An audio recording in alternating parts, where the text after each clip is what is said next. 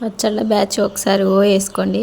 ఈరోజు ఉసిరికాయ పచ్చడిని ఏ విధంగా తయారు చేయాలో చూపిస్తాను. ముందుగా ఉసిరికాయలని వాటర్లో 4-5 సార్లు శుభ్రంగా కడుక్కోవాలి. తొడుములేమీ లేకుండా నీట్గా వాష్ చేసుకోవాలి.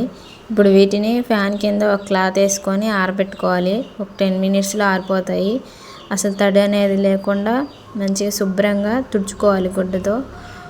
ఈ నీట్గా ఆరిన తర్వాత స్టవ్ మీద ఒక కళాయి పెట్టుకొని అందులో ఆవాలు మీడియం ఫ్లేమ్ మీద వేయించుకోవాలి. వీటన్నిటిని దగ్గరుండి ఊకు తిప్పుతూ ఉండాలి. అందులోనే మెంతులు కూడా వేసి బాగా ద్వారగా ఫ్రై చేసుకోవాలి. దగ్గరుండి ఫ్రై చేసుకోవాలి, లేకపోతే ఊరికనే మాడిపోతాయి.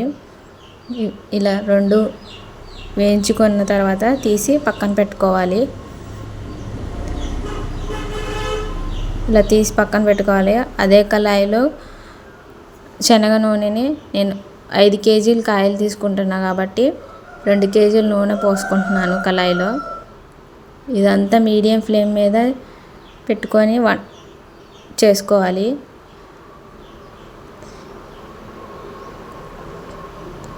ముందుగా కడిగి పెట్టుకున్న ఉసిరికాయలని కొద్దిగా వేసుకుంటూ మీడియం ఫ్లేమ్ టు లో ఫ్లేమ్ మీద ఉంచుకొని ద్వారగా కొద్దిగా గోల్డెన్ కలర్ వచ్చే విధంగా ఫ్రై చేసుకోవాలి.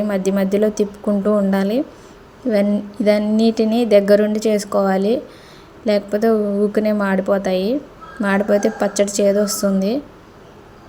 మీడియం ఫ్లేమ్ మీద ద్వారగా కొద్దిగా గోల్డెన్ కలర్ వచ్చే విధంగా ఫ్రై చేసుకోవాలి. ఇదిగో ఈ విధంగా వస్తే సరిపోతుంది. ఇప్పుడు వీటిని తీసి పక్కన పెట్టుకోవాలి. ఇలా అన్నిటిని కూడా ఉసిరికాయలన్నిటిని కూడా బాగా వేయించుకోవాలి. అదే కళాయిలో కొద్దిగా ఆయిల్ ఉంచుకొని మొత్తం తీసి పక్కన పెట్టుకొని ముందుగా నానబెట్టుకున్న చింతపండు పులుసుని గుజ్జుగా తీసుకొని బాగా ఆ నూనెలో ఉడికించుకోవాలి. ఇందులో కొద్దిగా పసుపు వేసి బాగా ఉడకనియాలి, బాగా దగ్గరికి రానియాలి. సిమ్లో పెట్టుకొని బాగా ఉడకనియండి. బాగా దగ్గరికి రావాలి. ఇప్పుడు నేను చూపిస్తున్న కన్సిస్టెన్సీలోకి రావాలి. ఇప్పుడు వీటన్నిటిని బాగా చల్లారిన తర్వాత ఇప్పుడు నేను 5 కేజీలు ఉసిరికాయలు తీసుకున్నా కాబట్టి 1/4 కేజీ కారం తీసుకుంటున్నా. అంటే 3 గ్లాసులు కారం పోసాను. 1/4 కేజీ కారానికి 400 గ్రాములు సాల్ట్ పోసాను. అంటే 1 గ్లాసు పోసి కొద్దిగా ఎల్తుకు పోసాను. ఇప్పుడు వీటన్నిటిని మంచిగా కలుపుకోవాలి ముక్కలకు పట్టే విధంగా. అందులోనే మెంతులు, ఆవాలు వేయించుకున్నాక వాటిని పొడి చేసి ఆ పొడిని కూడా వేసి బాగా కలపాలి. ఉడకబెట్టిన చింతపండును కూడా వేసి ఇందులోనే బాగా కలుపుకోవాలి. ముక్కకు పట్టే విధంగా నిదానంగా చక్కగా మొత్తం కలుపుకోవాలి. 1/4 కేజీ వెల్లుల్లిని కూడా తొక్క తీసి కచ్చాపచ్చగా దంచుకొని వీటిలో వేసుకొని బాగా కలుపుకోవాలి. మనం ముక్కలను వేయించిన నూనెతోనే ఈ పచ్చడి అంతా కలిసిపోయేలాగా కలుపుకోవాలి. నూనె పోసుకొని ఆ నూనెతో బాగా కలుపుకోవాలి. ఇలా కలిపిన దాన్ని 1-2 రోజులు అలానే ఉంచి 3వ రోజు ఈ పచ్చడిని ఒక డబ్బాలోకి మార్చుకోవాలి. అప్పుడు నూనె సరిపోకపోతే మళ్ళీ కలుపుకోవచ్చు.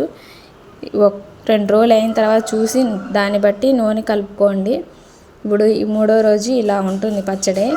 మళ్ళీ ఈ పచ్చడిని ఇంకొకసారి కలిపి బాగా కలుపుకొని నూనె సరిపోదు అనుకున్నప్పుడు నేను ఇంకొక 1/2 కేజీ పోస్తున్నాను. కొద్దిగా గోరువెచ్చగా చేసుకొని ఆయిల్ దీంట్లో పోసి మళ్ళీ కలుపుతున్నాను. ఈ కలిపిన నూనె కూడా ఈ ముక్కకు పట్టే విధంగా బాగా చక్కగా అంతా కలిపి నిదానంగా కలిపి ఒక జాడీలో కానీ ఒక ప్లాస్టిక్ డబ్బాలో కానీ పెట్టుకోవాలి. ఈ ప్లాస్టిక్ డబ్బా అనేది శుభ్రంగా కడిగి నీట్గా తుడుచుకొని తడి లేకుండా చూసుకొని పెట్టుకోండి. అంతే, ఉసిరికాయ పచ్చడి రెడీ అయింది. చాలా టేస్టీగా బాగుంది. ఒకసారి ట్రై చేయండి. ఈ విధంగా ఈ ఉసిరికాయ పచ్చడి ఒక 6 months వరకు ఉంటుంది, నిల్వ ఉంటుంది. ఇలా అయితే ఒకసారి ట్రై చేయండి. అంతే, ఉసిరికాయ పచ్చడి. వీడియో